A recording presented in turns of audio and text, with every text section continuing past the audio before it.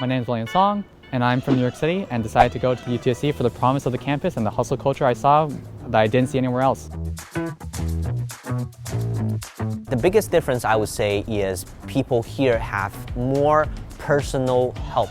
They listen to your problems directly. There's been a culture that we've continued to develop at UTSC, which is about, getting it done.